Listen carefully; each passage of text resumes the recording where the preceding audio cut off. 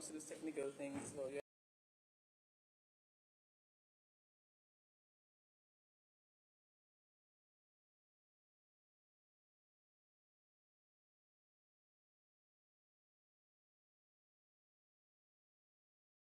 have to have all the people.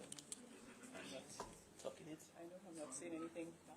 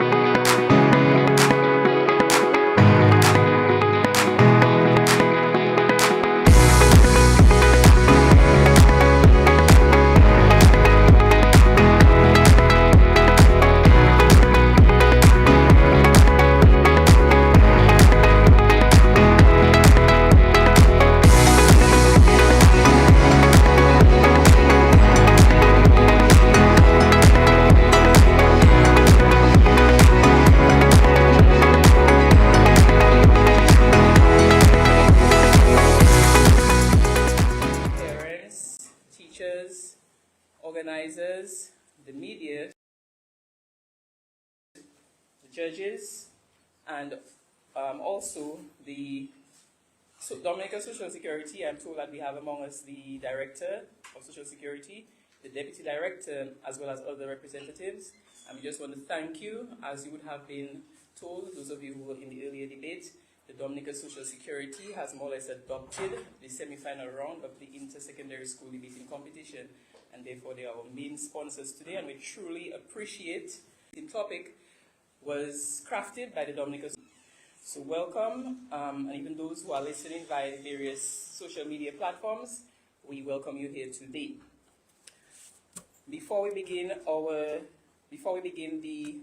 as you know, this is the second debate of the semi-final round of the inter-secondary schools debate for the 2025-2026 school year. Earlier, we had the first debate. I tried to follow, but I did not. I'm not sure who was the winner of the first debate. The two schools who will be debating today are the Isaiah Thomas Secondary School and the Dominica Grammar School. I will introduce the debaters a little lower down, but first, let me just introduce the debate topic, which I'm sure is somewhere.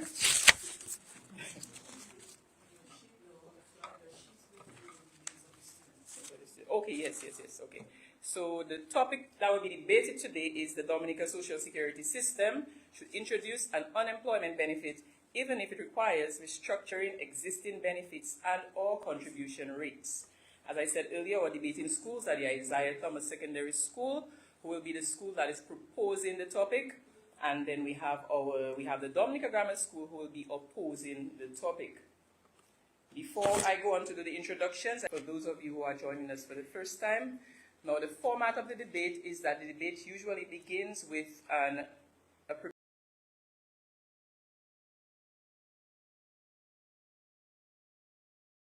prepared speech segment. Okay, that means that the students will have prepared something in writing which they will deliberate on. As usual, the first speaker for each school will present on the topic. So we will begin with the proposing school, the first speaker of the proposing school, followed by the first speaker of the opposing school. Each of the first speakers will speak for a total of 10 minutes. Following that, we'll have the second speakers from each school, beginning, of course, with the proposing side, and followed by the second speaker of the opposing side, and they will each speak for 7 minutes. Following this prepared speech segment, we then allow or allot a 5-minute. The audience is respectful, and we try our best to stay as quiet as possible while the students focus and prepare their rebuttals, because unlike the prepared segment speech, they really have to speak on their feet and refute many of the points that their opponents would have raised, and so they need to focus, right? Once the 5 minutes are up, then we move on to the second part of the debate, which is the rebuttal. And for the rebuttal, we usually have the lead speaker or the first speakers from each of the schools. Again, we will begin with the lead speaker or first speaker of the proposing school, followed by the first speaker of the opposing school. For the rebuttal, both sides are allotted 3 minutes for their rebuttal. Okay? Once those 3 minutes are up, then the official part of the debate will have concluded. At that point, we'll ask the judges to retire to a secure location where they'll make the deliberations. Usually we ask them to do so as quickly as possible, while also taking their time to deliberate and ponder on the different points that were raised. Once they return, during their absence, what we usually do is that we engage in a discussion on the debate topic, not on the debaters or their presentation, but on the topic. We then get to share our own views and opinions on the topic. But I'm told that today we might do it a little differently, since we have so many representatives from the Dominica Social Security, and many of us are not really experts in the area. I know a little bit, but mostly from the regulatory part or the legislative part. But because of the practical application of the legislation, one of the representatives will be called upon to lead the discussion, but of course I will be there to engage with you as well. Okay, hopefully the judges will return in quick time, and then we will deliver the results. Okay, now I mentioned that there are officially two segments of the debate: the prepared speech and the rebuttal. Okay, so for each of them, the judges, there are different criteria and scores that will be allotted for each segment. For the prepared presentation, the judges, the criteria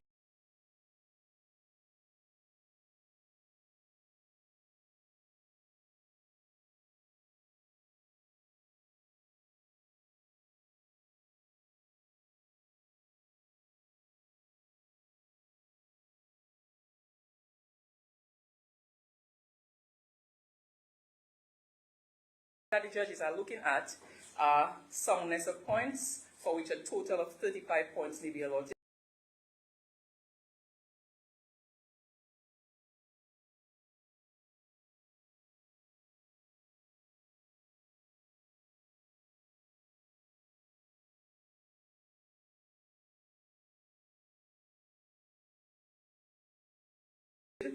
Logical development, for which a total of 20 points can be allotted. Audibility and clarity, and the total points for this is 15. Posture and personality, total 15. Command of material, total 15. So altogether, a team may garner 100 points for the prepared presentation. For the rebuttal, it's slightly different, a different criteria. The criteria for the rebuttal is, first of all, team coordination, for which a total of 10 points may be amassed. They're also looking at general and interruptions. We all have cell phones, so we ask kindly that you check your phones, make sure they're on silent. And if you're not able, or they're off, if you're not able to put them off, then make sure they're on silent. As well, something that we may note, if you have alarms, like me, that may go off at different times. It doesn't matter if your phone is on silent, the alarm will still go off. So check your alarms to ensure that they do not go off during the proceedings. Apart from that, we ask that there be no, in addition to that, we ask that there may be no outbursts, emotional or otherwise, okay? Whatever opinions or feelings you may have, please try to temper them, and that you just allow the debaters to debate. We ask as much as possible that we reduce, or if we can even avoid, traffic out of the room, but of course if people have to leave, they have to leave. But you do so respectfully and as quietly as possible so as not to distract the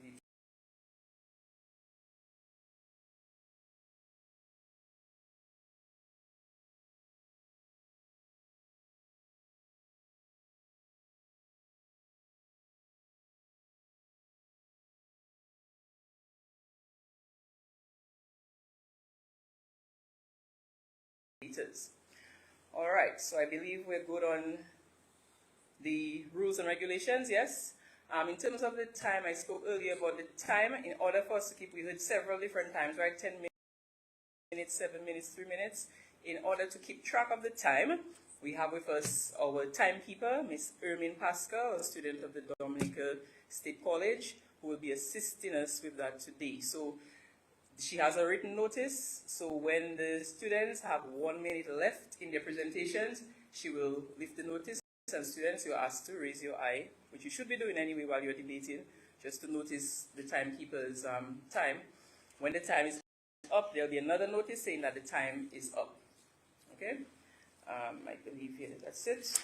All right, so move on to introductions, and we'll introduce our judges before we introduce the main people here today with us, who are the debaters.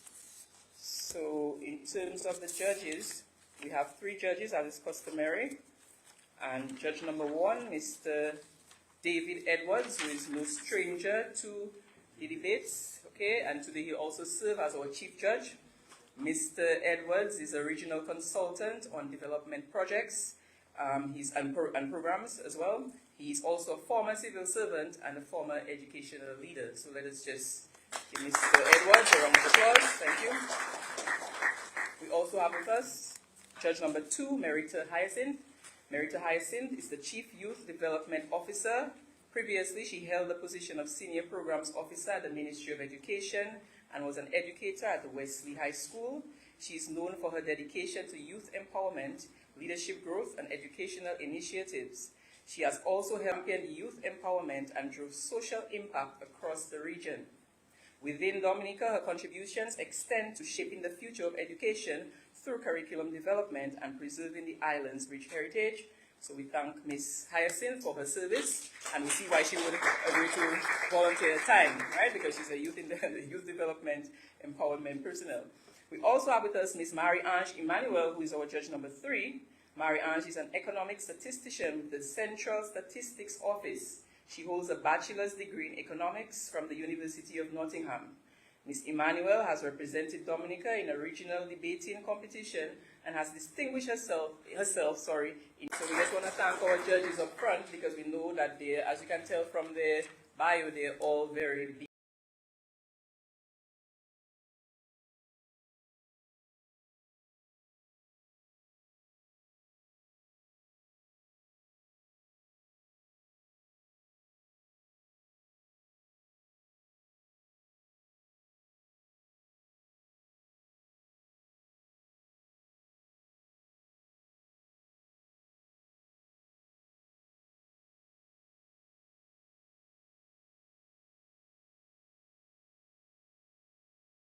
busy and influential people, and that they have taken time off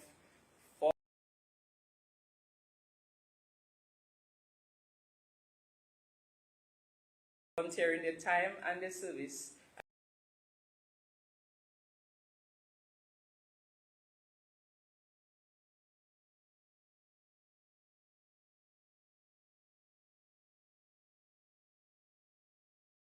and their knowledge to be with us, so we just want to thank them. And now we move on to the VIPs of this afternoon's proceedings, and these are our debaters.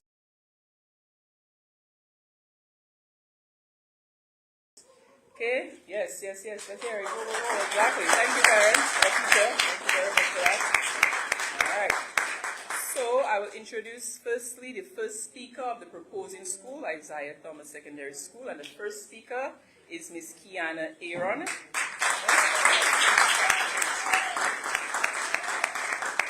I see here that Kiana is a fourth former. She studies, or she's studying currently, biochemistry and math. I don't know if these are her favorite subjects. Yes, okay, so these are her favorite subjects. Kiana says that she would like to be either a neurosurgeon or a lawyer in the future. That's a dichotomy, but I dare to say that in this modern age, you can do both. All right, being a lawyer doesn't mean practicing law. You can also be a consultant in the legal areas of neurosurgery, so very good. She's also a member of the Whitey Kubuli Dance Theatre, so we know that she's not just an academically inclined student, she's also involved in the arts, and so we welcome Kiana once more. Right.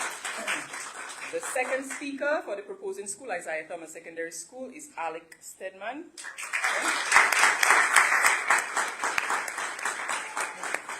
Alec is also a fourth former, and his favorite subjects are English and literature, and also history. Benjamin, that's the Dominica Grammar School.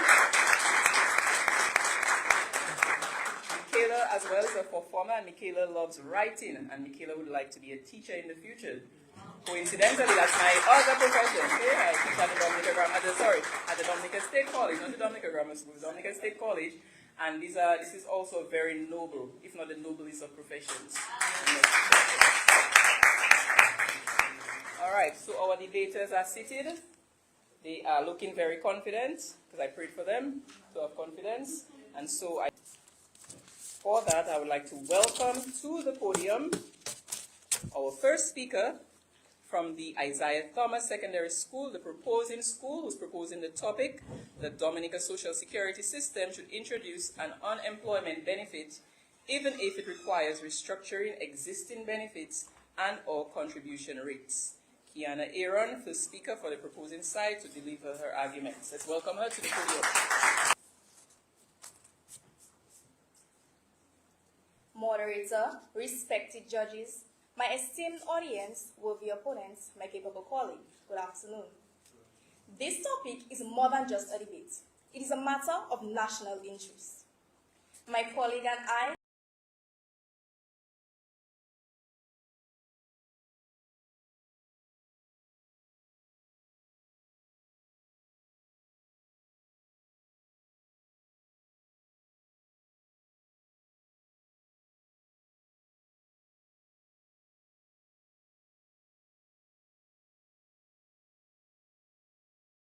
are honored to support the moot.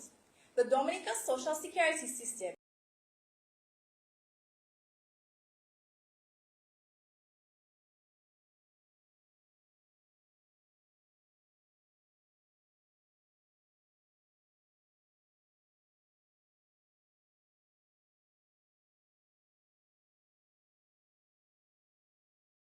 should introduce unemployment benefits, even if it requires restructuring existing benefits and or contribution rates. My esteemed audience, the Dominica Social Security, DSS, was established in February 1976. Now, 50 years later, the structure of that system has largely remained the same. In contrast, our society and economy have evolved. So I ask, is it not necessary to implement responsive social policies that truly reflect the realities faced by today's workers? Before I answer this question, allow me to first define the scheme in order to fund benefits and sustain the system. Respected judges, these definitions establish the relevance of introducing an unemployment benefit. Therefore, my colleague and I will examine the legal, economic, and social implications of implementing such benefits. I will explore the following points. 1. Changing economic realities warrant the introduction of unemployment benefits to better protect workers during periods of involuntary job loss. And 2.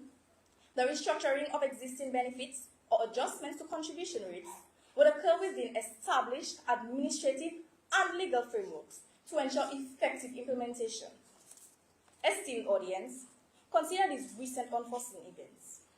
In 2017, Hurricane Maria devastated Dominica, leaving many unemployed. In 2018, the departure of the Ross University School of Medicine from Portsmouth resulted in hundreds losing their jobs. Then in 2020, the COVID-19 pandemic left many breadwinners without livelihoods through no fault of their own. These realities connect to my first point. Changing economic realities warrant the introduction of unemployment benefits to better protect workers during periods of involuntary job loss. Respected judges, war which seemed far away are now within our Caribbean shores. Geopolitical crises are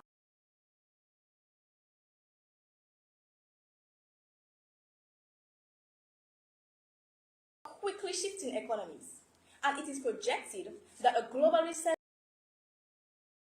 could emerge from escalating tensions, according to CNN 2026. These are a few examples of the realities that the working class needs to be prepared for. And this is precisely why we fully support DSS to introduce the unemployment benefits as a form of protection in unpredictable times. In fact, this plea aligns with the very purpose of the DSS system. According to the document National Monograph of the Dominica Social Security, quote, Social Security is founded on the fundamental principle of the pooling of resources and sharing of risk to offer a measure of protection for insured persons and their dependents during times of economic and social distress caused by loss of earnings, end quote. My worthy opponents, the mission of DSS is to provide social protection during times of uncertainty. Then we must ask, is the system truly fulfilling that benefit today, with that mission today, without an unemployment? If the challenges of our workers have changed, why should our policies remain frozen in the past?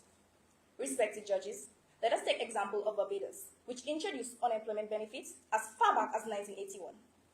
According to the 2021 report titled Unemployment, the Barbados Experience, I quote, during the COVID-19 pandemic in 2020, a total of 20,260 individuals who lost their jobs through no fault of their own were able to receive support through the unemployment benefit system, end quote. Esteemed audience, the Belgian Social Security was able to safeguard over 20,000 families during one of the most severe economic crises in modern history. Could they have predicted such a challenging period as the COVID-19 pandemic? No, no one saw it coming. Yet, it was the presence of unemployment benefit program that served as a critical safety net, protecting not only workers, but also the wider Belgian economy. In contrast, here in Dominica, data from the Dominica Social Security shows that the government had to secure over $7 million in loans to fund income support for those who lost their jobs during the pandemic. Respected judges, is this how we should run a country? Scrambling for high interest loans during times of crisis, only to be paid back by citizens through high taxes? No wonder some say Dominica is not a real place. We are too reactive. But we can change that by implementing unemployment benefits, protecting our workers even before disaster strikes. Furthermore, regional research underscores the urgent need for unemployment protection. According to the report titled Social Security Development and Trends America 2023, the top recommendation for Caribbean territories across the region is to implement unemployment schemes to safeguard workers in unpredictable times. Esteemed audience, this brings me to my second point. The restructuring of existing benefits or adjustments to contribution rates would occur within established administrative and legal frameworks to ensure effective implementation. The opposition may suggest that introducing unemployment benefit would lead to a fraudulent system. But let us not be ignorant. Unemployment benefits is never guaranteed without structure, accountability, and specific conditions. Respected judges, in modern social security systems, unemployment benefits, as is in the case of Barbados, are granted to individuals who meet strict eligibility criteria and comply. In an interview with the Deputy Director of DSS, Mr. Augustus Etienne, he stated that administrative systems will be put in place for effective implementation and monitoring. emphasizing it would involve a state collaboration rather than being an isolated initiative. Such conditions prevent fraud and ensure that the benefit functions exactly as it should. Mr. Etienne further explained that this policy will be introduced under key considerations such as 1. Contribution affordability, 2. Benefit relevance, and 3. System sustainability. Furthermore, the 14th Actuarial Review of the Social Security and Redundancy Funds 2020 report suggested that an unemployment benefit scheme should begin with a modest contribution rate of approximately 2.5% of insurable earnings with periodic reviews to ensure both sustainability and effectiveness. My worthy opponents, these structures make it clear that this is not a reckless proposal, but a carefully structured system designed for effectiveness, affordability, and sustainability. Respected judges, we also see it necessary to highlight that both international and our local legislation provides a strong foundation for restructuring the system. The ILO Convention of 1952 explicitly recognized unemployment benefits as an essential component of any modern social security system. At the same time, under Section 50 of the BSS Act, the Minister is empowered to modify the system, thereby enabling the introduction of unemployment benefits. So I ask the opposition a critical question. If the law already provides the authority and mechanism to improve the system, why should we go against better protection for our workers? Restructuring benefits or contribution rates is both legally and administratively feasible. And considering that our economy and workforce have transformed, our social protection system must also evolve to meet these new realities. For these reasons, we firmly believe that the Dominica social security system should introduce unemployment benefits, even if it requires restructuring existing benefits and or contribution rates. I rest momentarily. Thank you.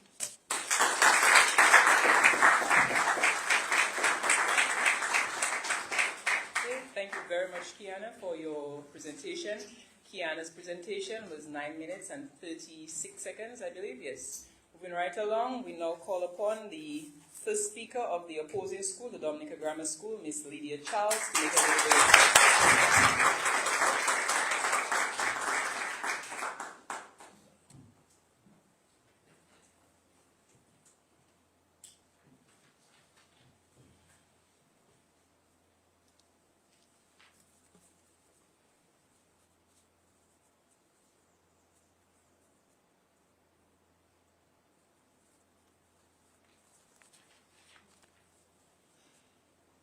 Organizers of the Inter-Secondary School Debate Competition, moderator, honorable judges, my most able colleague, esteemed opponents, and members of the audience, good afternoon. Today, we debate whether the Dominica Social Security should introduce an unemployment benefit, even if it means restructuring benefits and or contribution rates.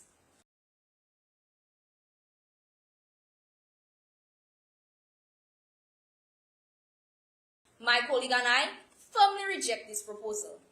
We do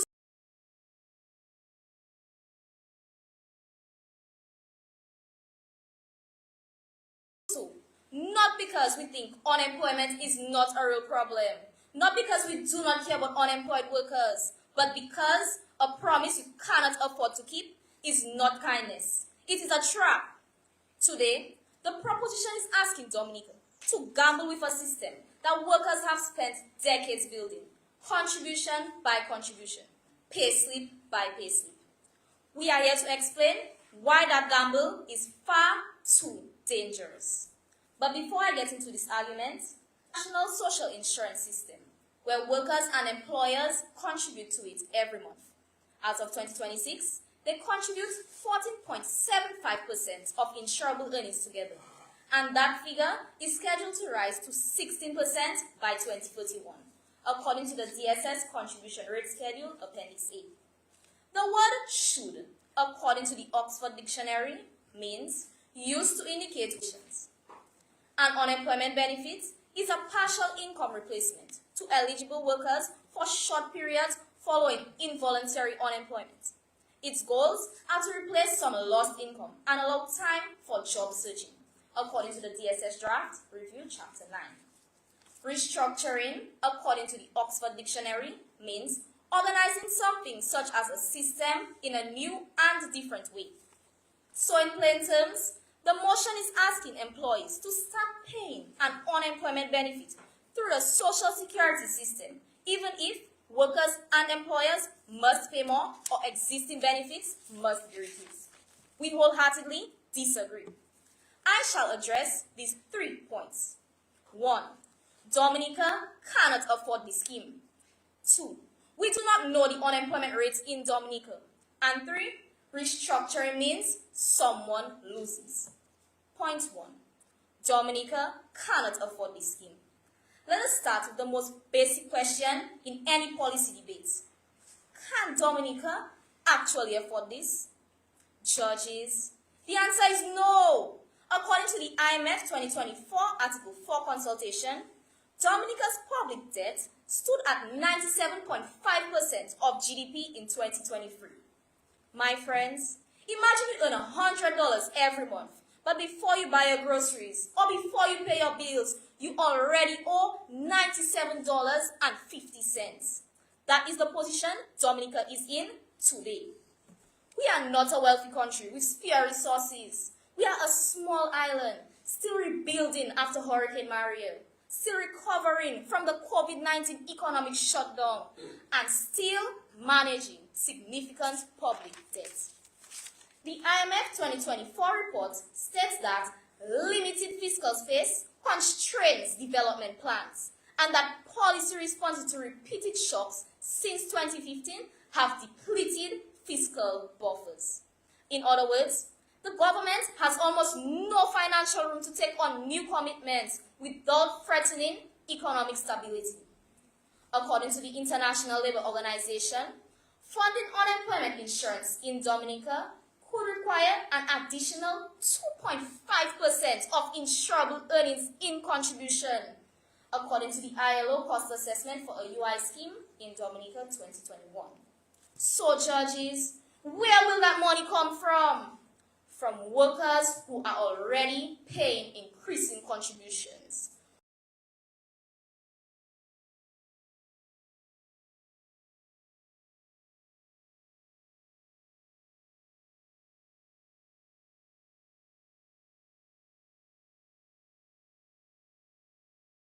Whose budget is already stretched thin.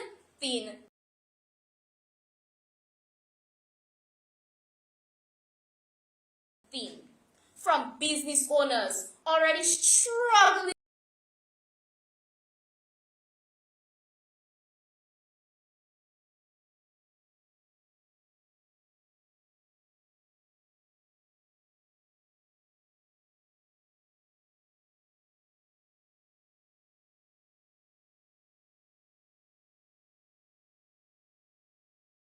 to keep their doors open, from a government that only just moved out of deficit in 2023 by a tiny 0.4% of GDP, according to the IMF 2024, paragraph 3. That is like watching someone clear their overdraft after years of stress and saying,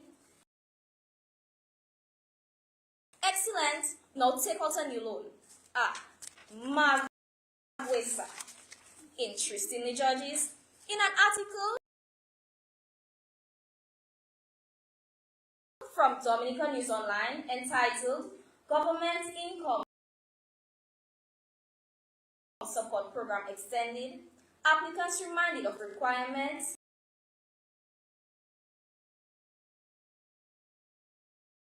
dated September 9, 2020.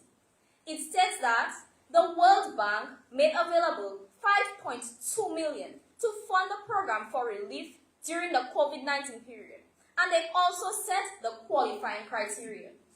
If Dominica needed international handholding to run a temporary relief program, are we truly ready to independently fund and administer a permanent unemployment benefit?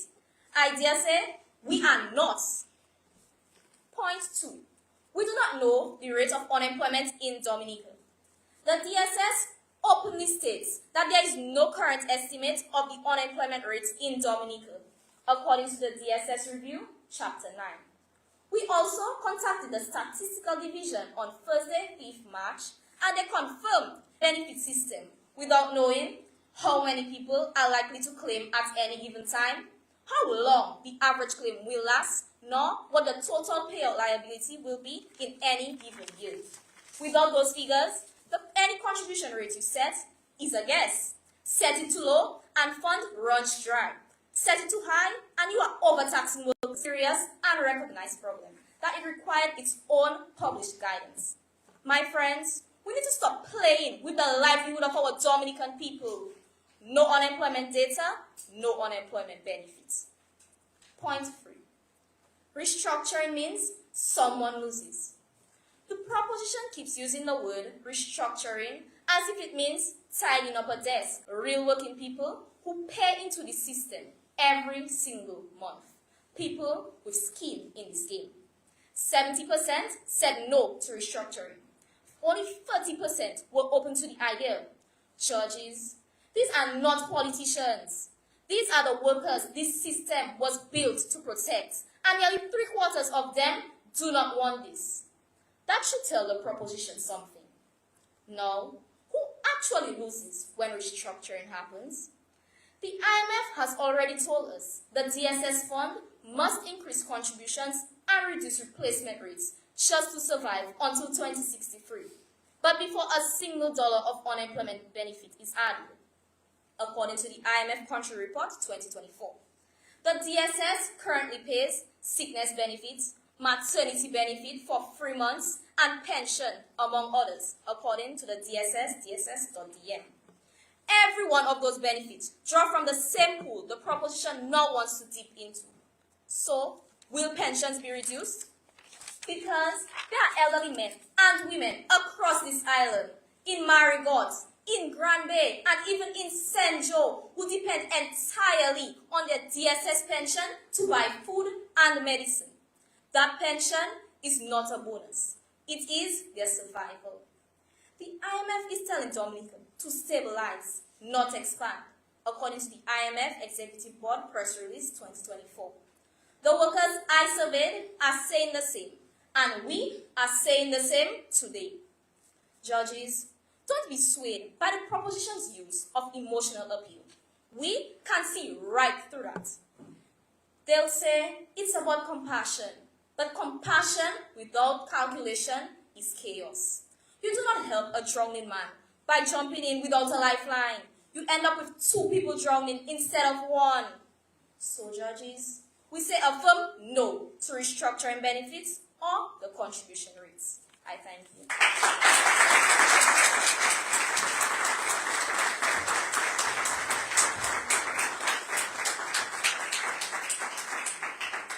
Thank you very much, Lydia.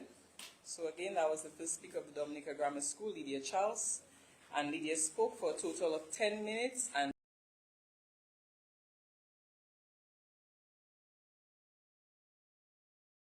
14 seconds. Again, moving right along, we then move on to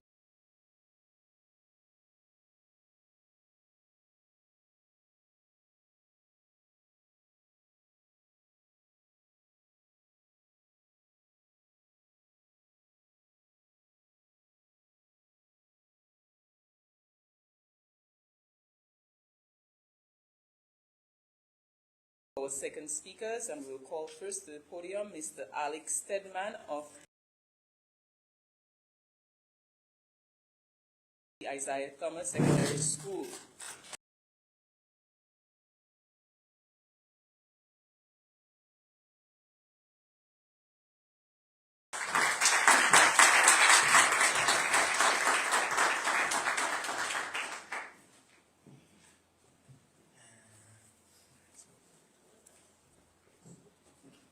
Moderator, respected judges, my esteemed audience, worthy opponents, my capable colleague, good afternoon. I rise today to further affirm that the Dominican social security system should introduce unemployment benefits even if it requires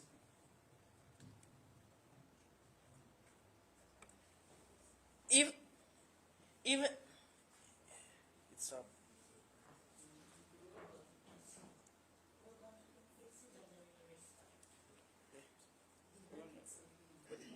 Dominica's social security system should introduce unemployment benefits even if it requires restructuring existing benefits and or increasing contribution rates.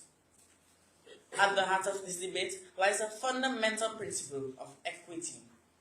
As the great Nelson Mandela once said, quote, "To deny people their human rights is to challenge their very humanity," end quote. These powerful words remind us that it is on this principle that I present my two arguments. One, Social Security is a social institution designed to safeguard citizens, thus, restructuring benefits to include unemployment protection aligns with key human rights. Two, the introduction of unemployment benefits can function as an economic stabilizer while also contributing to the Dominica social security system. With these 2 points, I will demonstrate that introducing unemployment benefits is morally justified, economically prudent, and socially necessary for the continued progress of our nation. Esteemed audience, a 2025 study by the International Labour Organization titled Building Right-Based Unemployment Protection Scheme states, quote, "Unemployment protection is recognized not only as a human right, but also as a social and economic right," end quote. In harmony, the Dominica Social Security System declares its mission, quote, "to be acknowledged as a major component of national social protection coverage founded on the principles of equity, social justice, pooling of resources, and sharing of risks," end quote. Judges, these voices resonate with a single powerful message. Our social security system must uphold the principles of human rights. So I ask our worthy opponents, why support the exclusion of unemployment benefits when doing so directly defies these fundamental principles? Esteemed audience, workers in Dominica contribute to Social Security for 15, 20, and even 30 years. Yet, when they lose their jobs through no fault of their own, they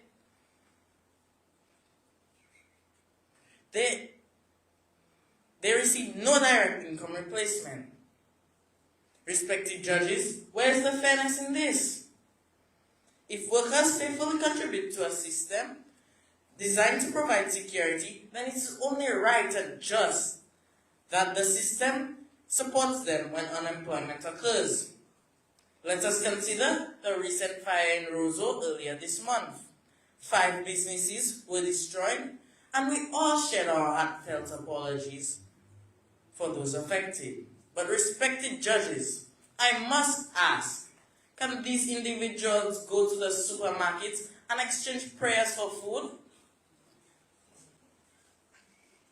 Yet, the opposition, with zero compassion, believes that workers who lose their jobs through no fault of their own should simply endure that hardship. Respected judges, compassion must be translated into equitable systems that protect workers.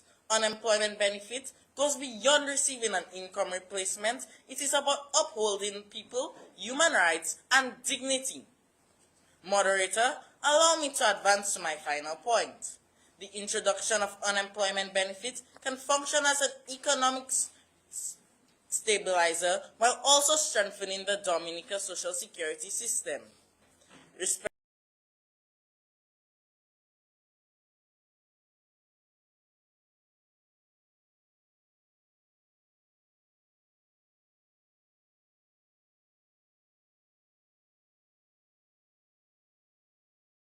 respected judges, when individuals lose their jobs, the impact extends far beyond the household. Income vanishing, spending declines, businesses struggle, and the ripple effects spread throughout the entire economy. Unemployment benefit therefore serves the broader national purpose.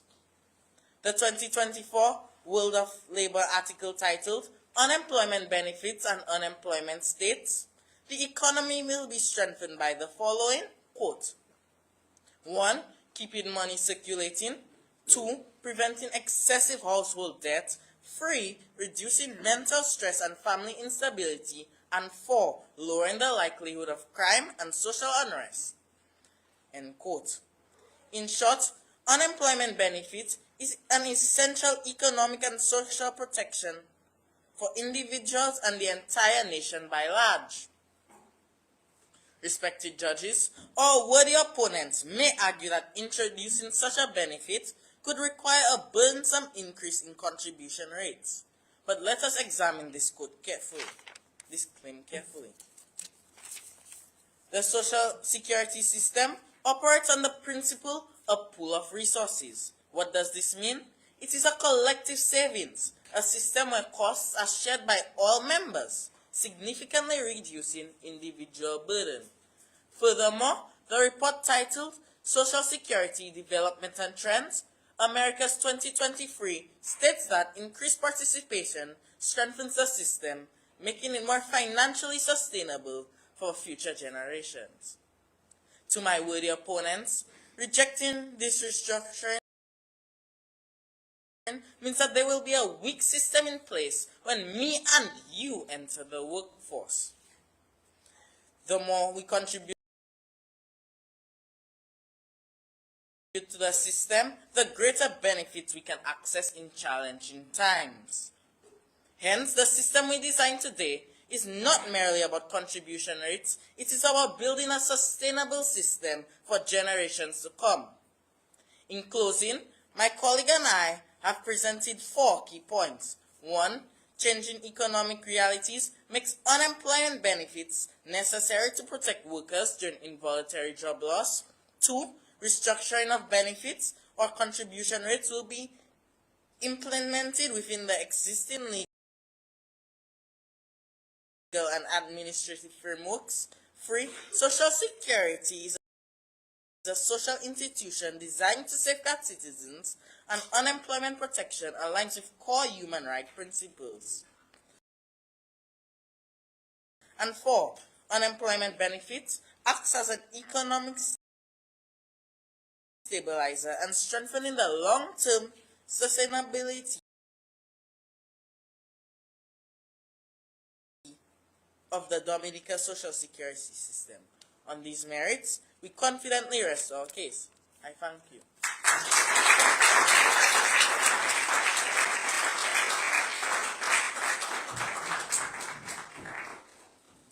Okay, so ladies and gentlemen, we just want to thank Mr. Alex Stedman, who was the second speaker for the proposing school, the Isaiah Thomas Secondary School.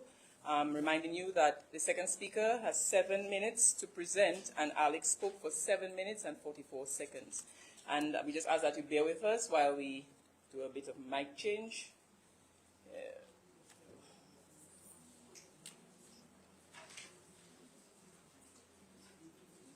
All right, we're moving right along very nicely, despite the little technical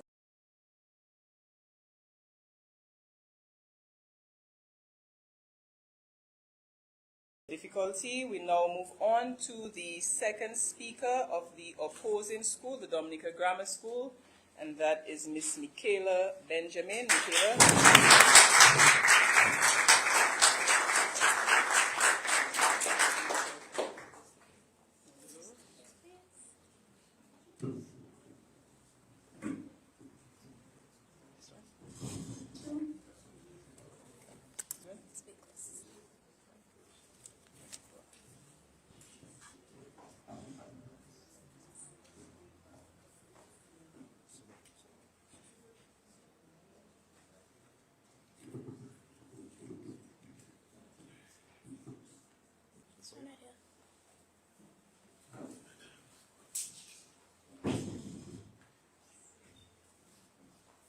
organizers of the inter-secondary school debate competition, moderator, honorable judges, my most able colleague, worthy opponents, and members of the audience, good afternoon.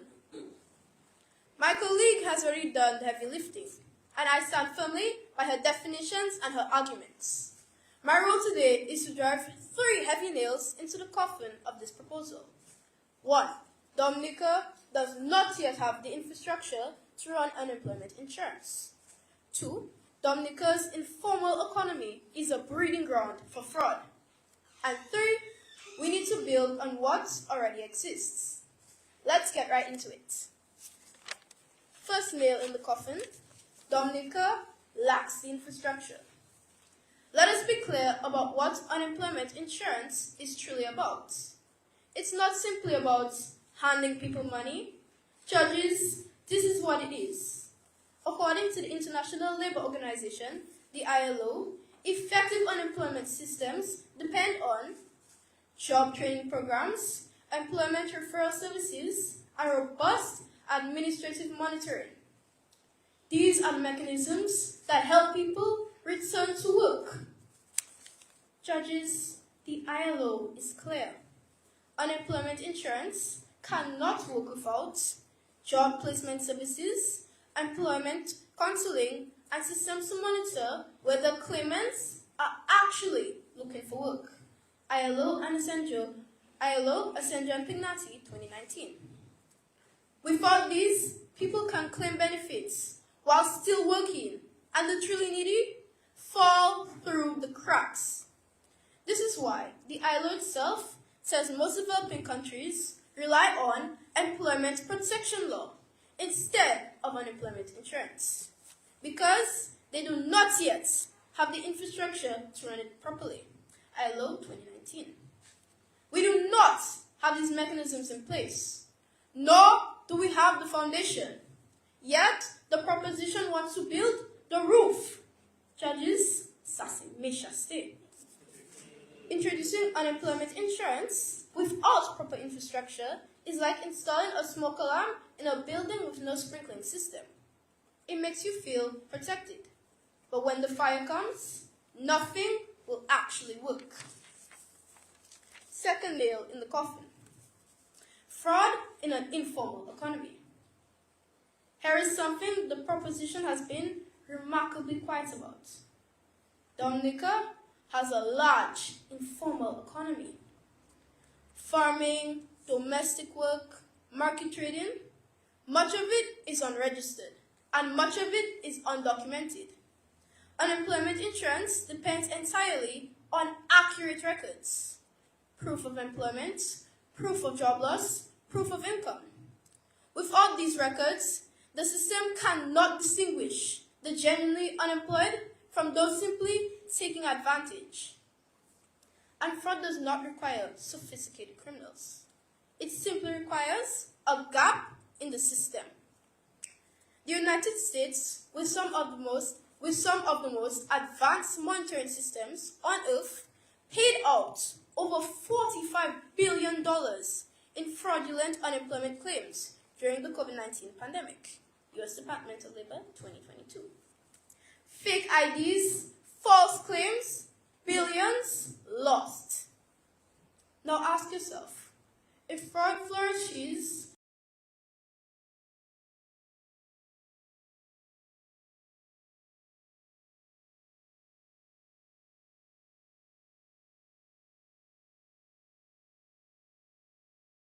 in countries with more formal economies, what happens in Dominica, where a significant share of economic activity leaves no paper trail whatsoever? And judges, let us not be naive. A worker loses his formal job, genuinely, legitimately, but he's earning decent money doing odd jobs, running a small side business, trading at the markets. Cash in hand, no contract, no record. Yet every month, he's still collecting his unemployment benefit. Because in Dominica, not destitute, but he's being paid as if he is. Judges, we are not saying every Dominican is dishonest. We are saying the system makes honesty optional. And in a country where the fund is already under strain, We simply cannot afford that. And the third and final nail to seal the coffin: build on what already exists. We are not opposed to protecting workers. We are opposed to abandoning a system that works in favor of one that may not. Dominica already has a redundancy fund. When a worker is made redundant, they receive severance pay, directly, predictably, immediately. No complex eligibility assessments. No lengthy waiting periods. No administrative machinery that has not yet been built. The ILO has recognized that for small economies, severance pay systems are often more practical and more sustainable than full unemployment insurance schemes. The proposition wants to dismantle that certainty and replace it with complexity in a system that cannot handle that complexity. Sometimes, strength is not about building something new. It's about what works. In closing, we do not ask you to abandon the unemployed. We ask you to be honest about what Dominica can deliver, because a safety net full of holes does not catch anyone. Build the foundation first, protect what works, and then, and only then, can this conversation begin. I thank you.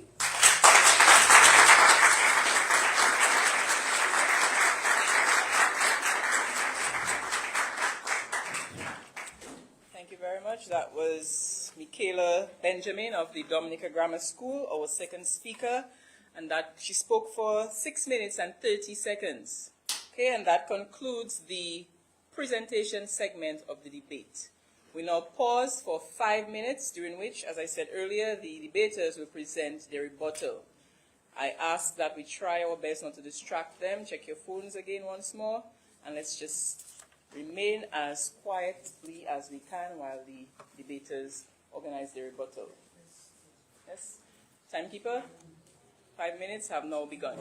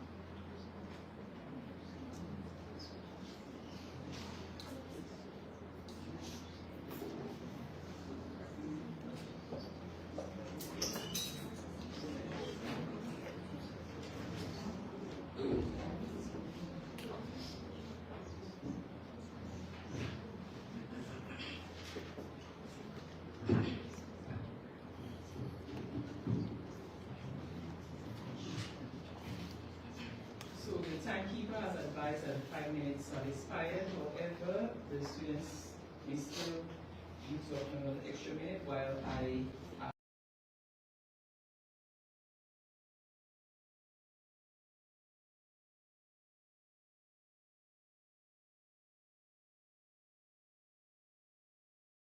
acknowledge our sponsors.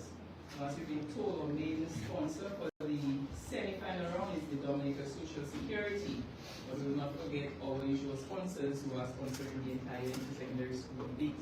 Okay, so our sponsors and partners are as follows: Josephine Gabriel and Company Limited, Dominica Social Security, also a regular partner, regular sponsor with us, Nagico Insurances, Central Cooperative Credit Union, KFC, National Bank of Dominica, Pascal and Grace Foundation, Freeman Consulting LLC, Emonews, DBS Radio, Q95 FM Radio, Dr. Sharna Casimir, Sherry Roll, Sabico Life, Dr. Liv Peltier, Yakima Coffee, Elaine Rennie Buncombe, and Shams Eats and Treats. These are our sponsors. We also want to thank our partner, the Dominica State College and the UWI Global Campus. Let's give them a round of applause.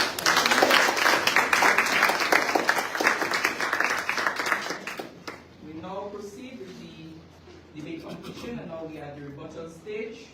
As I stated earlier, the rebuttal stage will be led by the first speakers of each of these schools, beginning with our proposing school, the Isaiah Thomas Secondary School, and we call on Kiana Aaron, the first speaker of that school, to deliver the rebuttal on behalf of the school.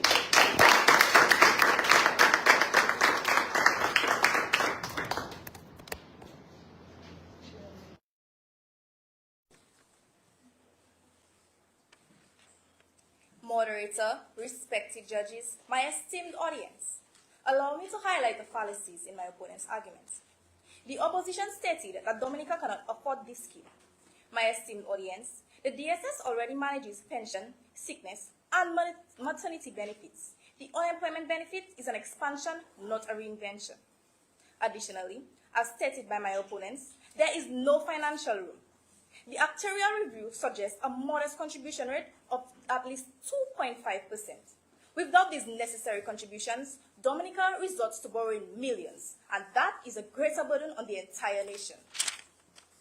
The opposition also stated that there may be fraud, but fraud is not unique to the unemployment benefits. It exists within all systems.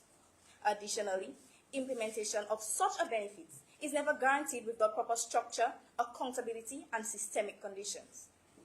Leading examples like Barbados has already put in place verification systems, monitoring mechanisms, and eligibility criteria to ensure effective implementation. The DSS has already stated and confirmed that there would be administrative systems put in place. So then, we ask, will there be fraud? And even then, the real question is not will there be fraud, but do we have the system to prevent it?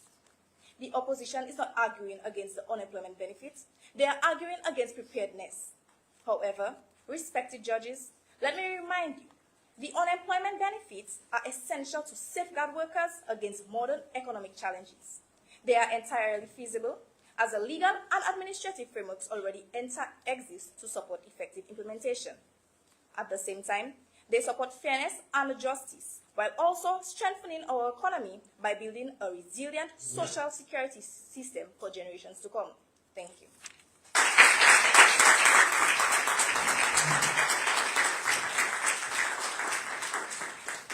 Okay, thank you, Kiana Aaron. Kiana spoke for a total of 1 minute and 55 seconds. And just to remind you that for the rebuttal, both schools are allowed to speak for 3 minutes. Okay, thank you, Kiana. And now we call upon the first speaker of the opposing school, the Dominica Grammar School, Miss Lydia Charles, to give her rebuttal.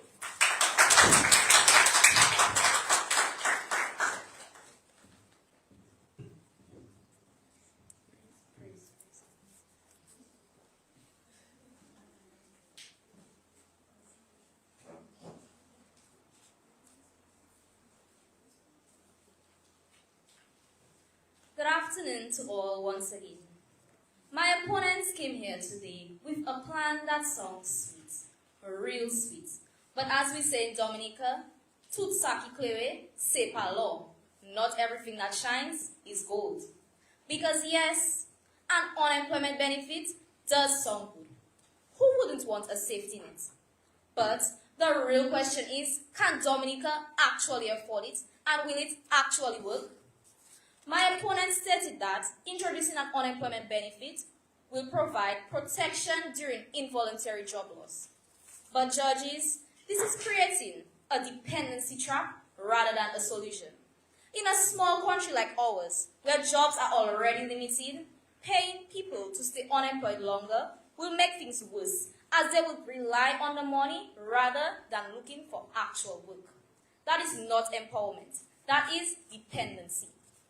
As my colleague stated, we already have a redundancy fund in place.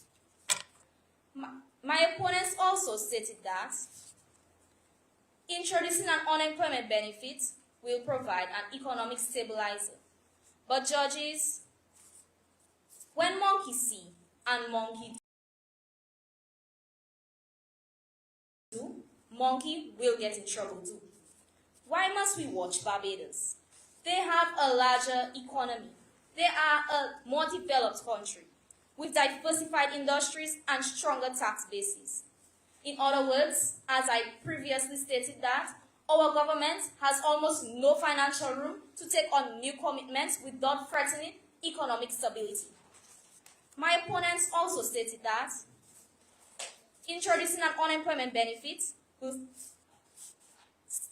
stabilize the economy. But judges, this is assuming that the government has enough money. But in reality, paying for an unemployment benefit would likely mean higher taxes, so people and businesses will have less money to spend, and that does not help the economy. It doesn't grow the economy. It just moves money around.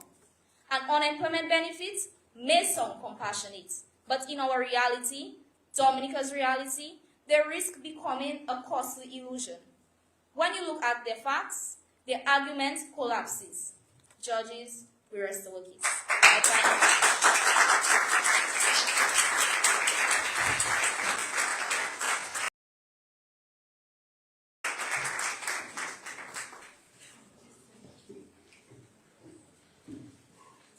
Thank you very much. That was Lydia Charles of the Dominica Grammar School. Lydia spoke for 2 minutes and 30 seconds. Thank you, Lydia.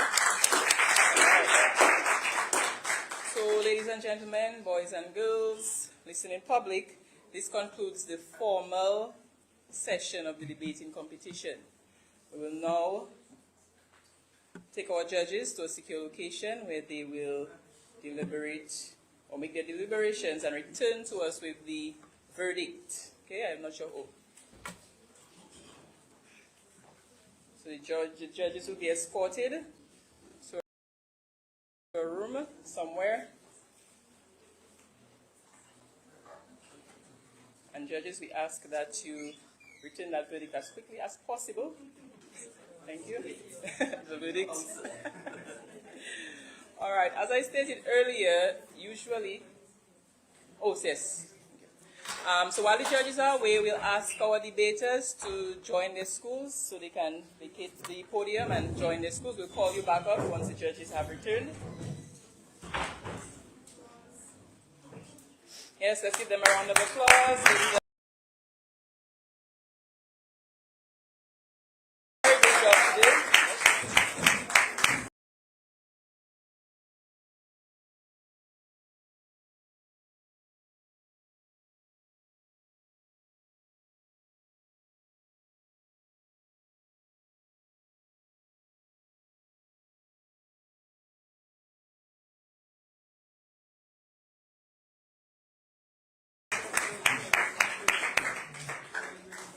I dare say sometimes I serve as a judge in the debating competition, and I'm very happy I'm not in the judge's position today, because what we saw today were two very, very excellent presentations, and so the judges have a heavy task ahead of them.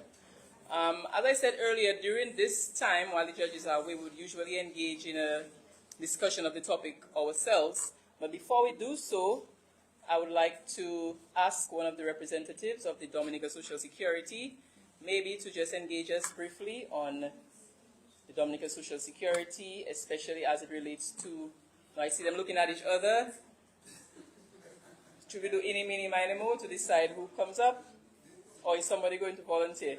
Or should I volunteer somebody? And it was quite interesting to hear the arguments. One thing that stuck with me was something that the last speaker said when she said, monkey see, monkey do, monkey will get in trouble too. So that was quite interesting. It opened our eyes to different perspectives of the topic and of the debate, and certain things that we're not looking from introducing, and the possibility of introducing unemployment benefit in Dominica. And it opened our eyes to varying perspectives and perhaps certain things that we should look at in consideration of whether we need to introduce unemployment benefit to Dominicans. In terms of unemployment benefit, Dominica doesn't currently have an unemployment benefit system. We offer a range of benefits: sickness, maternity, employment injury, disability, death, sick, invalidity, age, survivors, and a funeral grant as well to Dominicans.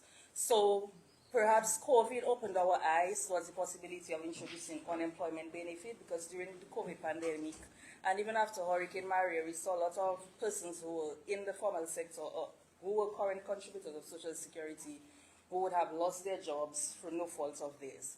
And it begged the question as whether, if we had an unemployment benefit at Social Security, whether the persons would have been different, they would have been able to continue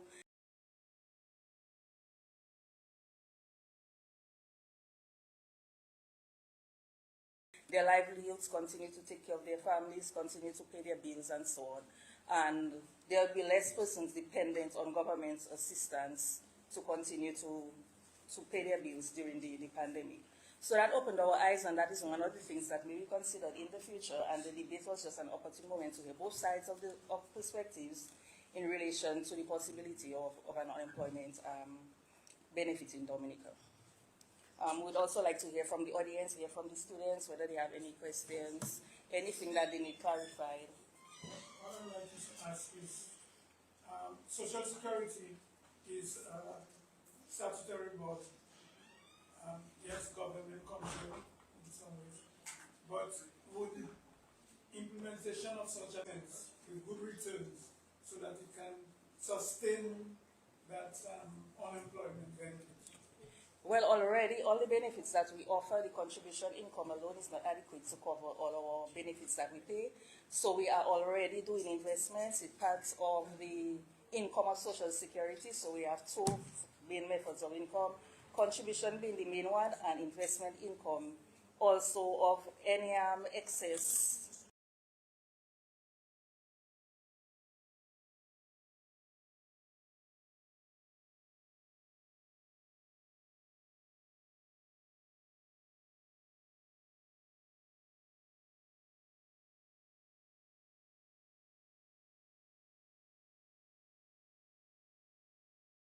surplus that we have, we invest to get a return in order to continue to pay benefits.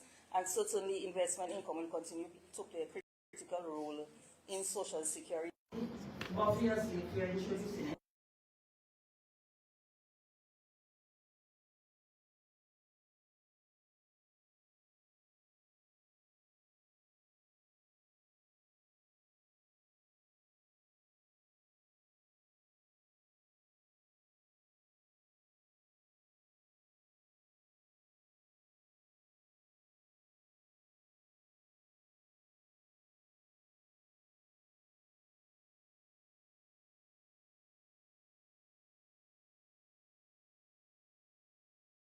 you are in Massive Mount, Salt Spring, Hollywood, Dublin, it's really doing research along this communities, giving out information, clarifying anything. You have not been contributing to Social Security, perhaps you were contributing at one point in time, but you may have lapsed and you want to know how you can start back contributing to Social Security. so that when certain events, certain things that happen to you, that we provide coverage for, that we provide protection against, when those things occur, you know how you can benefit from the program. So let's use the opportunity on Saturday to engage with us to get the information that you need about Social Security. And as always, you're always available if you want to clarify. You don't take everything that's there in public eye or in public domain, because they may not be factual at all times. So you can always call us, contact us at Social Security for us to clarify any concerns you have. Anybody from the audience? Just as follow-up, would we have a sensitization for the public, or if you were to introduce this on anybody? Definitely. And even when we had our pension reform, we engage with stakeholders to get their feedback on certain things or recommendations that were made by the actuary that we need to implement. So any form of any change Social Security is making or contemplating, we will definitely have sensitization campaigns, we will definitely engage with the public, the various stakeholders, trade unions, the various stakeholders representing the contributors of Social Security, for example, the trade unions, employers, employees, we engage with you to give you the information and to get your feedback as well. I just ask that the question of unemployment would require tripartite consultation. We must include the trade unions, the employer representatives, and government. Okay, so any discussion to do with introducing unemployment benefit, we must have those three pillars involved in the discussion and involved in crafting whatever it is that we're going to put in place. Okay?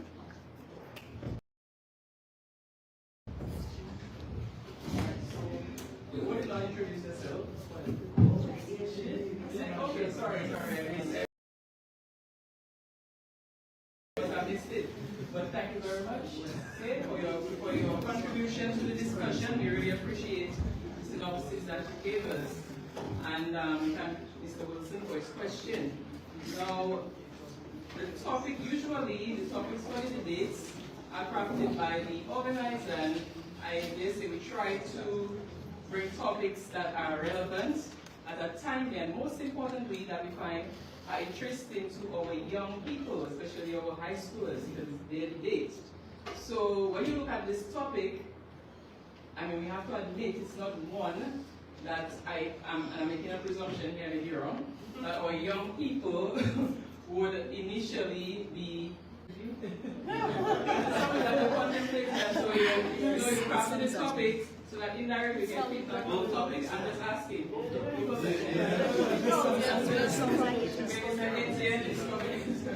Yes, because COVID brought the matter to light. This is a system that exists in just some places in the Caribbean. And it is one of the benefits that the ILO stipulates as one that social security system should be available in order to be adequately, supporting people in their time of need. So with the advent of COVID, almost every system in the Caribbean had to put some measure in place to bring relief to persons who were displaced by reason of COVID. And so most of us are now contemplating the introduction of that benefit as part of what we offer. Now, our systems are all contributory systems that you must make contributions into the system for it to be able to access benefits. So the introduction of any new benefit will necessitate a small contribution because you have to pay a contribution while you are working. But when you cannot work and earn, that you can derive the benefits of it.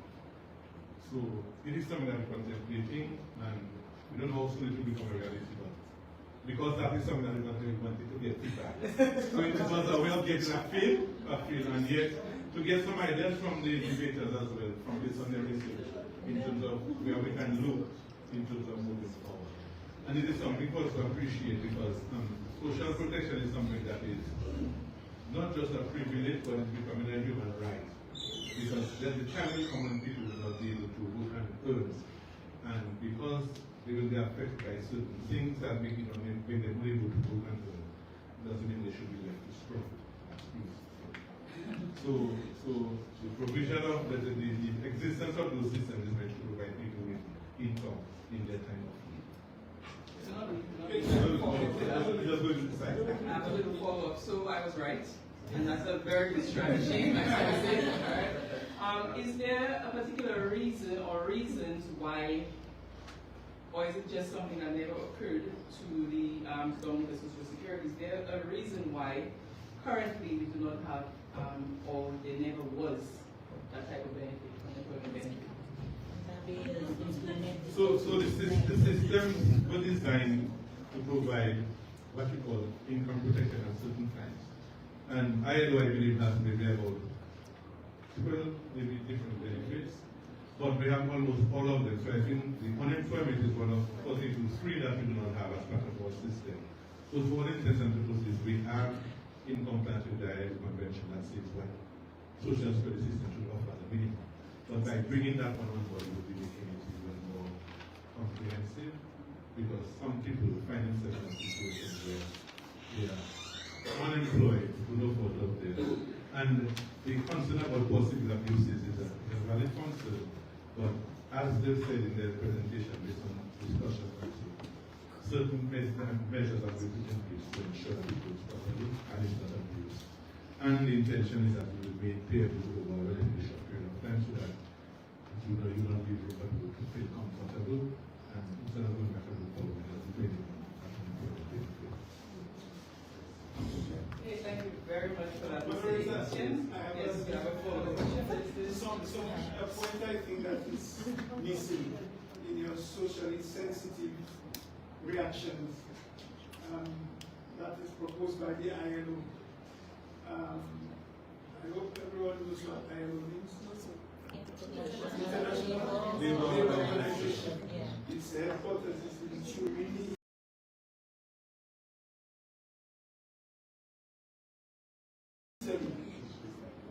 What I want to ask Mrs. Thomas, the manager of the DSS, made mention about tripartite, but shouldn't it be more, not tripartite, but what do you call it mathematically? For I and H. Because one is not emphasized here is that or any kind of program in a country, policies, governmental policies have to be in place to make it work. And I'm just not hearing overtones of those policies that will generally influence, for example, policies that will increase employment comes from government, etc. So shouldn't government be much more involved in setting the stage for unemployment benefits? Okay, the system is governed by legislation, yes, and government enact legislation. So most times we may be required to do the publicity, the education, to get the public eye, and then once we are able to convince government that people understand why it has to happen, then we have political engagement to enact necessary legislation to effect it. Now, you make mention of tripartite, that is the ILO model. Yeah. ILO prefers that you have labor, you have employer, you have government. But that is the prescribed thing, but the system that is designed like that. Our system in government, when they are appointed, or they try to include persons who are supposed to be different areas. But it's not a requirement of our legislation like tripartite. Thank you very much for that response. And just to add a little light to what Mr. Wilson is saying, of course, change like that will require legislative change, as he said, right?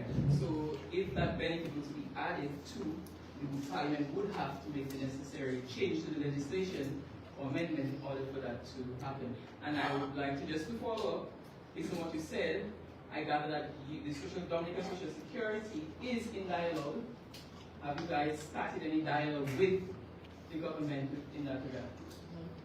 Officially? Yes, again, as I said, in the aftermath of COVID, that became necessary, and it kind of gave us the go-ahead for us to seek technical assistance, again from the ILO, the bastion of labor legislation, labor standards in the world, to give guidance in that regard. So we are in consultation. We appreciate that. All right? So, Wilson, yes, we have a question from our comments. Member of the audience. Yes, good afternoon. So I was not able to be part of the first discussion, used to be one of the judges, but I think one of the important points that comes from that first topic with regards to this particular benefit is the fact that this particular benefit relates or would initially relate to formal unemployment, meaning persons who are already part of the system and then having to drop out. But then I know we also have a situation or an issue right now with unemployment in its entirety. What strategies are currently being considered, I would say, by the Social Security in terms of public sensitization as well as gaining information from the public as well as it pertains to the reasons for the quote-unquote high rates of unemployment, and how can we also bridge that gap and ensure that there's not a misconstruing of the concept of the unemployment benefit in Africa. Very good point, Mr. Lando. The contemplation of introducing unemployment benefit is to persons who are working and for the fall of their lose their jobs. It doesn't address, it is not to be with persons who are employable but are not working because they have no work to do. So I think that can be a problem because you might suggest, you might indicate that if that will trouble the system. But this benefits for people who are working, earning, contributing, and they unavoidably out of job for a while. And while they transition and away to another job, they get some partial relief from the system. We mentioned that we have a statistics on the rate of unemployment. Well, the rate of unemployment would be obtained from the Central Statistics Unit because we look at the total population who are of employment age and how many people are out of work. Social Security can talk about people who are part of the system, people who are registered and paying, and all of a sudden they stop paying because they lost their job. So these are the people that we are talking about. Okay? Strategies in terms of impact on employment, when we make investments, which we must do because the contributions alone that we receive from contributors cannot be sufficient to sustain the system. So we must make investments. And when we make investments, we try to impact employment creation as well. So we make investments to generate returns, yes, but also to be able to impact employment that we can increase our contribution base so that the system can continue to evolve. Yeah? Follow-up question. Because you just made a point there, and I found it very interesting, particularly the fact that we understand that the current rate of contribution cannot support the system as it stands. So the question is, as a young contributor, I would say, and many years away from pensionable age as it stands, sadly, and noting that we currently have a system in which every year the current contribution rate is increasing, and how exactly is it that with, of course, the investments that are currently being made by the Social Security, how does the Social Security intend, should the system be, or this new benefit be considered wholeheartedly, or do we seek to offset that already increasing costs of contribution that we are facing? So you see, everything we do is done by law. One of the safeguards, if I can put it that way, the law as it is for the system to be subjected to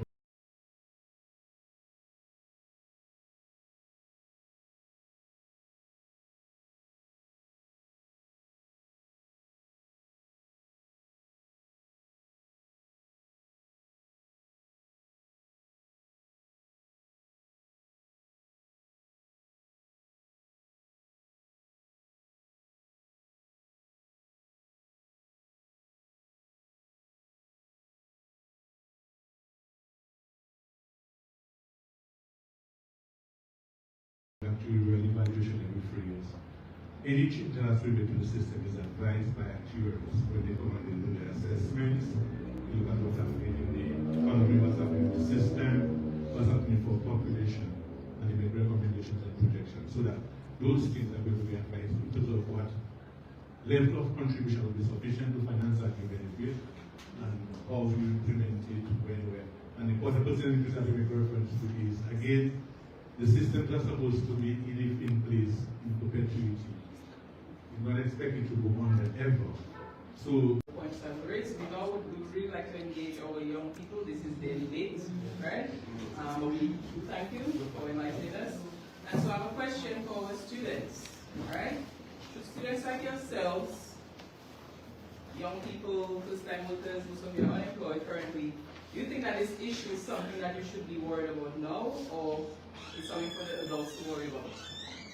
Do you think that is something that you should contemplate now, or is it something that doesn't concern you and my mommy and daddy? That's their problem, not my problem. What do you think? Now that you have learned a bit about Social Security, now that you know a little more than you knew before the debate started, do you think that this is your problem right now at your age in high school, or something that your parents only should be worried about? Let me hear your views on that. And we're specifically asking our high schoolers. Yes, no, that way big people, that's not my problem. I get my phone.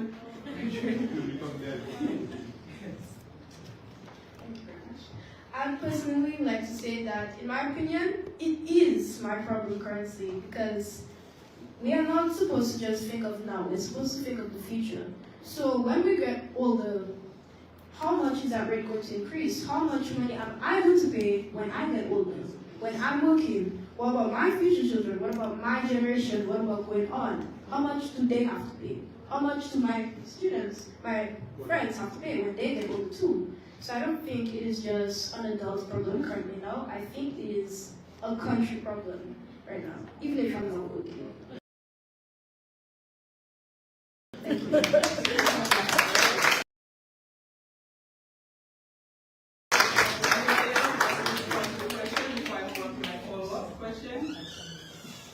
Don't be shy. So you all have to share the same view as your colleague? Yes, okay. So based on your response, you're saying that we should think about it now because of the impact on it on you in the future. But do you see any way that currently now, if this was to be implemented or not, that it will impact on you right now, and not when you grow up or when you start working? Is there any way that you believe, first of all, the lack of unemployment benefits currently affects you or can affect you? Or if it is implemented, whether and how it can affect you? Think about it. Okay, so you're being taken care of by your parents, most of whom I assume are employed. Think about a situation, let's say, where one or both of them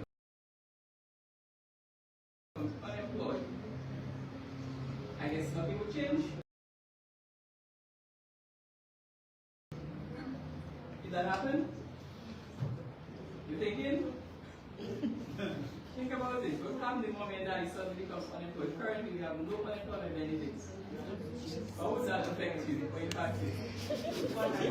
No way, we have no aunties and uncles and men and power who will still take care of us. Okay, okay, alright, so we're going to have a whole little debate here. Let me ask everybody else to come right away. This row of ITSS students right here, the one next to the student with the blue sport shirt. I'm sure that this is something I know. I look for the person who doesn't see in any way, shape, or form how the current lack of unemployment benefits could affect your household. Sorry. I'm sorry, I'm being summoned and by the media.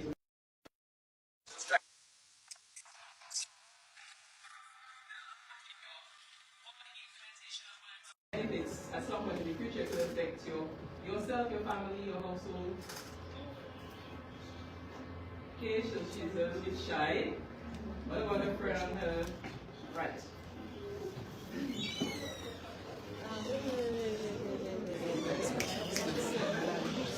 Okay, so yes,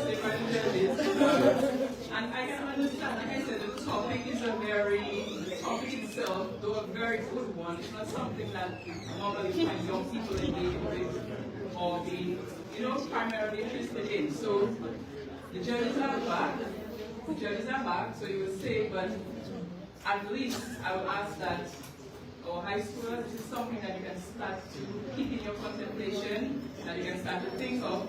Think of repercussions if one of your parents or both was suddenly unemployed. That could affect so many things. You know, your education, your nutrition, you know, etc., etc. No more new iPhones and devices, right? You can cut the internet, so no more. So the class thing that even if you are not yet directly impacted by it. Okay, so we will not resume the debate proceeding. The judges are to, before we actually give the results, usually we have a critique from the chief judge, and so that is Mr. Edwards. We welcome him to the podium to deliver the judge's critique. Please welcome him.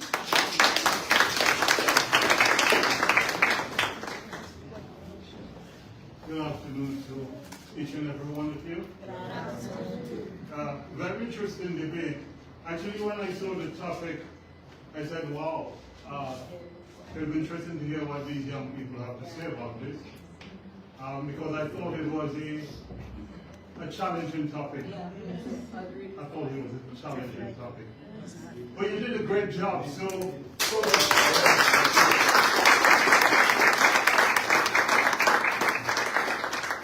we think that you have successfully enlightened the listening public on the nature of Dominica's social security services.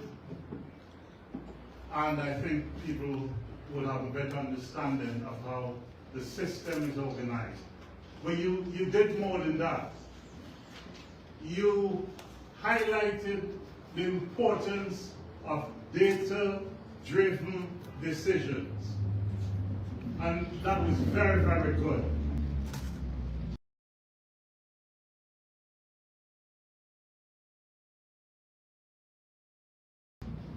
And we noticed that you wanted to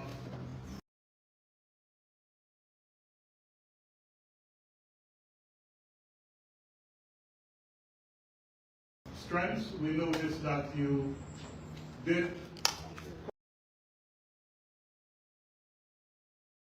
quite a bit of research on credible literary sources, so that was quite good.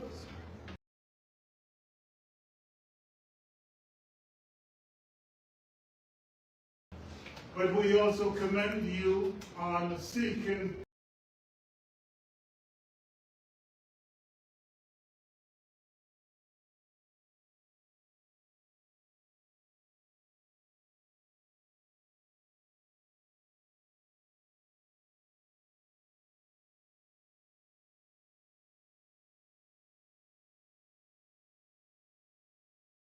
primary data, where you didn't get scholarly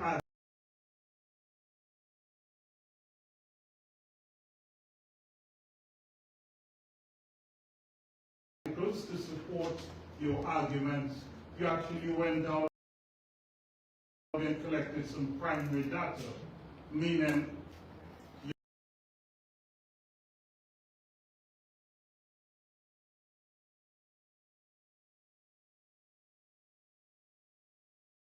your interviews and your analysis of the data.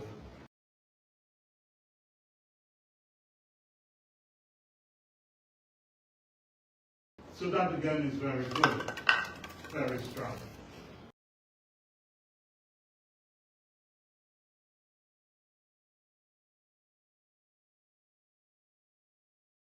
I think you reminded the listener